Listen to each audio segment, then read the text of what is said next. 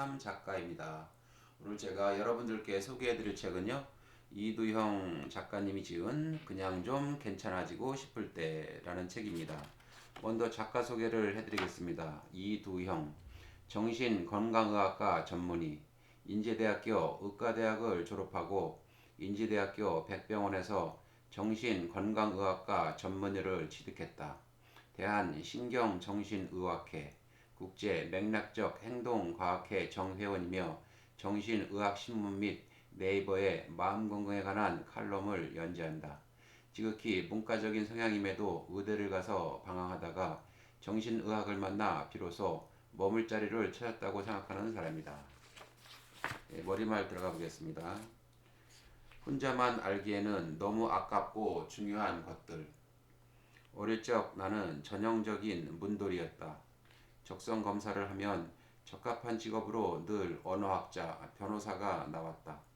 초등학교와 중학교 때는 아무도 찾지 않는 학교 도서실을 홀로 지키곤 했다.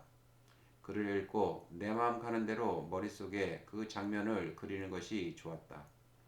중학교 때부터 15년간 내 곁을 지켜준 우리 집 막내 동생 깐순이가 너무 사랑스러운 나머지 느닷없이 수의사가 되겠다 마음먹지 않았더라면, 취업 걱정이 앞서지 않았더라면 이과를 선택하지도 수학 때문에 고생하지도 않았을 것이다. 많은 이의 기대와 성적, 그리고 어렵진 않지만 그리 넉넉하지 않은 형편에 가장 알맞은 선택을 하여 의대에 진학했다. 의학도의 길은 내게 가분했다. 배부른 소리일지도 모르겠으나 그럼에도 타고난 문돌이의 갈증이 남아 있었다. 검사 수치와 진단명으로 표현되지 않는 사람, 삶의 이야기에 목말랐다. 그러던 내게 의학은 의학이나 사람 냄새나는 의학이었다. 비로소 숨통이 트였다. 정신과 의사가 되기 전에는 막연히 이 직업에 대한 환상이 있었다. 정신건강의학과 전문의가 되면 마음의 통달에서 그야말로 돌을 깨쳐 감정에 연연하지 않고 고통에서 자유스러워지겠지 하는 생각이었다. 그런 여유를 바탕으로 다른 사람의 마음을 읽고 괴로워하는 구석을 단박에 해결할 수도 있겠지 하는 허황된 희망. 막상 정신과 의사가 되고 보니 그런 생각은 말 그대로 순진한 환상, 그 이하도 이상도 아니었다. 정신과 의사로 산다고 해서 감정이 무뎌지는 것도 고통이 사라지는 것도 아니었다. 여전히 지하철은 10,000원이었고 월급은 적은데 세금은 과했으며 경무에 시달릴 때면 도망치고 싶었다. 또 정신의학은 나를 초월자, 독심술사, 구원자로 만들어주지 않았다. 살아온 세월, 환경, 가치관이 다른 각각의 환자들을 만나는 일은 언제나 미지의 세계를 더듬는 일이었다. 그 앞에서 어쩔 수 없이 마주하는 한계, 나를 찾는 모두를 도울 수는 없다는 현실 앞에 좌절하기도 했다. 그럼에도 불구하고 정신의학은 나를 매료시켰다.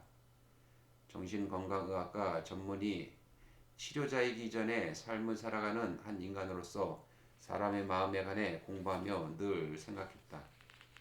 그때 이걸 알았더라면, 그때 이 관점으로 생각하고 이 마음으로 살아갔더라면 얼마나 좋을까. 네, 차례를 들어가 보겠습니다. 1. 마음의 연고, 감정이 다쳤을 때. 2. 마음에 반창고, 그냥 좀 괜찮아지고 싶을 때. 3. 마음의 해열제, 가슴에서 자꾸 열이 날 때. 4. 마음의 붕대, 부러지고 꺾인 마음이 버거울 때. 5. 마음의 소독약, 노력할수록 삶이 더 불행해지는 것 같을 때. 6. 마음의 비타민, 살아가는 맛을 유지하고 싶을 때. 그럼 본문으로 들어가 보겠습니다. 1. 마음의 연고, 감정이 다쳤을 때.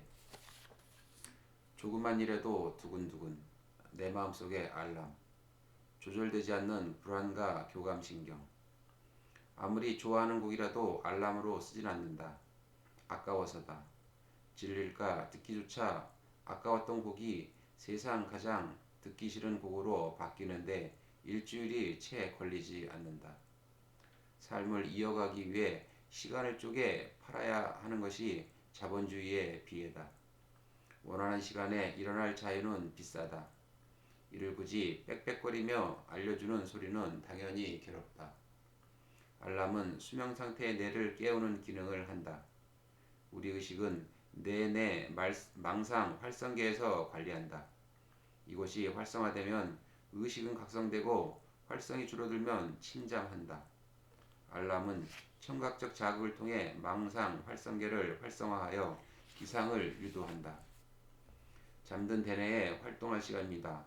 오늘도 열심히 버셔야죠 하고 신호를 퍼뜨리는 것이다. 우리 몸에도 알람이 있다. 바로 교감신경이다. 자명종이 잠든 나를 깨운다면 교감신경은 위기 상황에서 개체가 적절한 대처를 하도록 이끈다. 말하자면 위협에 대응하는 생체 알람인 셈이다. 출근길에 호랑이를 만난다면 출근을 하려는데 차문 앞에 웬 호랑이 한 마리가 앉아있다고 가정해보자. 피 묻은 발톱과 팔뚝만한 어금니가 망막에 맺혀 뇌로 인식된다. 비릿한 짐승의 향이 코끝을 스친다. 본능적으로 죽음을 느낀다. 의식의 속도보다 더 빠르게 교감신경이 작동한다. 상대를 더 잘 보기 위해 눈이 번쩍 뜨이고 동공이 확장된다. 한가하게 소환화시킬 때가 아니니 위장의 혈액이 온몸의 근육으로 몰린다. 잔뜩 수축한 근육들이 불룩거리고 표정이 헐크처럼 일그러진다. 미친 듯 펌프질하는 심장박동이 머리끝까지 느껴진다. 이제 몸은 준비됐다. 터질 듯 달아오른 허벅지로 달려 도망을 치거나 죽어도 지각은 할 수 없는 현실에 이를 악물고 호랑이를 때려 눕힌 다음 출근을 하면 된다. 맹렬한 취기와 배고픔에 시달리고 호시탐탐 내 목숨을 노리는 맹수가 득실거리는 자연상태의 인류는 끊임없이 생존의 위협에 직면했다. 위협을 포착한 개체는 도피할지 맞서 싸울지 빠르게 선택해야 했다. 찰나의 머뭇거림은 곧 죽음을 의미했다. 그래서 생체 알람, 교감신경은 의식 수준을 거치지 않고도 빠르게 자동적으로 조절되도록 진화했다. 어떻게 할까? 곰곰이 생각해 의식적으로 결정하기도 전에 이미 교감신경이 활성화되고 온몸에 아드레날린이 분비되기 시작한다. 흘러넘치는 아드레날린의 영향으로 심장이 쿵쾅거리고 모근이 수축해 등의 털이 곤두서지만 이를 느낄 틈도 여유도 없다. 교감신경이 죽음의 경보를 울리고 있다. 인간은 겁에 질린 채 도망쳐야 했다. 살아남으려면. 그런데 우리가 살면서 야생 호랑이를 만날 일이 있을까? 길을 건너다 달려오는 차량을 맞닥뜨린다든지 폭행 시비에 휘말린다든지 하는 예외적인 상황이 아니라면 현대사회에서 생존의 위협을 마주하는 일은 드물다. 위험은 현저히 줄었는데 경보신호는 그대로 남아 현대를 살아가는 우리를 예기치 않게 깜짝 놀라게 한다. 우리의 신체는 지금이 아닌 동굴을 찾아온 호랑이와 맞서던 태고에 머물러 있는 것이다. 그 이유는 사회 발전과 신체 진화 사이의 시간차에 있다. 200만 년 인류의 역사는 개인의 삶과 비교하면 참으로 긴 시간이지만 진화의 관점으로 보면 찰나다. 사회 환경은 10년, 아니 1년만 지나도 격변하는데 반해 개체 변화는 한 세대, 그러니까 20년에서 30년에 한 번 이루어지는 성선택과 극히 미약한 DNA의 돌연변이를 따라잡기에 진화의 속도는 턱없이 느리다. 왜 불안한지 몰라서 더 불안해. 이유 없는 불안의 이유와 불안을 내려놓는 마음가짐. 얼마 전 자정이 넘은 시간, 오랜만에 친구가 전화를 해왔다. 2차 회식 자리를 파한 뒤라고 했다. 결혼식 사회를 맡겼을 정도로 듬직하고 평소 자기 고문을 털어놓기보다 남 이야기를 묵묵히 들어주는 친구였다. 이 시간에 이렇게 취해서 연락하는 건 이 친구에게 해결되지 않는 어려움이 있다는 징조였다. 알지? 나 3년 만에 겨우 취직한 거. 다른 애들 회사 다닐 때 혼자 공부하느라 힘들어서 취직만 되면 아무 걱정 없겠다 싶더니 막상 취업하니까 오만 생각이 다 드네. 이 일 계속할 수 있을까 싶고 언제 돈 모아서 결혼하나 싶고 직장 그만두면 뭘 해야 하나 싶고 그래서 요새 영어 공부도 하고 수영도 다녀. 뭐라도 손에 잡히는 걸 하면 그때는 마음이 좀 괜찮거든. 근데 또 이게 큰 의미가 있다거나 필요해서라기보다 불안하니까 하는 것 같아. 왜 불안한지 모르겠는데 요즘 부쩍 초조한 마음이 드네. 술도 센 녀석이 한참을 취해서 뭉개지고 어눌한 말투로 말하는데도 하나하나 똑똑히 들리고 마음 깊이 와 닿았다. 디테일만 다를 뿐 결국 지금을 사는 우리 모두에게 해당되는 이야기이기 때문일 것이다. 삶의 불확실성을 통제하려는 마음. 불안을 이해하기 위해 곧잘 비교하는 개념이 공포다. 우리는 대개 두려움, 공포, 불안 같은 단어를 비슷한 상황에 혼재해 사용하지만 엄밀히 따지면 의미의 차이가 있다. 공포는 이미 인식한 외부의 위협에 대한 두려움, 예컨대 뱀, 귀신, 살인마, 달려오는 차 등에 느끼는 두려움이다. 그에 반해 불안은 아직 구체화되지 않은 미래의 사건이나 대상을 미리 상상하며 겪는 내적인 위협이다. 면접에 떨어질까봐, 사업이 실패할까봐, 사랑하는 사람과 헤어질까봐 두려워하는 것이 불안이다. 한마디로 공포는 구체화된 대상을 두려워하는 마음이고 불안은 스스로조차 실체를 알지 못하는 미래를 두려워하는 마음이다. 따라서 불안은 필연적으로 모호할 수밖에 없다. 예컨대 면접에서 무엇을 물어볼지, 고백했을 때 상대방이 어떤 반응을 보일지, 창업해서 성공할 것인지는 여러 가능성을 상상만 해 볼 수 있을 뿐 결과를 미리 알 수는 없다. 아무리 이성적으로 생각하더라도 미래를 완벽히 내다볼 수는 없고 아무리 철두철미하게 준비한데도 원하는 결과를 온전히 담보할 수 없다. 삶은 언제나 불확실하다. 그래서 우리는 생각한다. 정해지지 않은 미래 때문에 걱정이라면 그 불확실성을 최대한 줄이면 불안도 줄어들지 않을까. 그러나 안타깝게도 그렇지 않다. 오히려 역설적으로 불안은 삶의 불확실성을 통제하려는 마음에서 비롯된다. 조금 더 상세히 말하자면 내가 어찌할 수 있는 것과 그러지 못한 것을 구별하지 않고 내가 어찌할 수 없는 것마저 모두 통제하려는 마음이 불안의 씨앗이 된다. 취업 준비할 때를 생각해보자. 자격증을 취득하고 영어 점수를 쌓는 것은 현실적으로 할 수 있는 노력이다. 문제는 아무리 멋진 스펙을 갖추더라도 무조건 합격은 보장할 수 없다는 데 있다. 아무리 따내기 힘든 자격이라도 그 회사에서 그 시기에 원치 않을 수 있고 아무리 전문 지식이 출중하더라도 유독 이번 인성 적성 검사에서는 내가 모르는 문제가 많이 출제될 수 있다. 스스로의 실력을 높이고 자격을 갖추는 것은 내게 달려 있으나 합격 여부는 내게 달려 있지 않다. 그러나 우리는 원치 않는 결과가 주어졌을 때 대개 스스로를 비난한다. 노력이 부족해서, 방향이 틀려서, 진심이 아니어서라고. 때론 분노를 외부로 돌린다.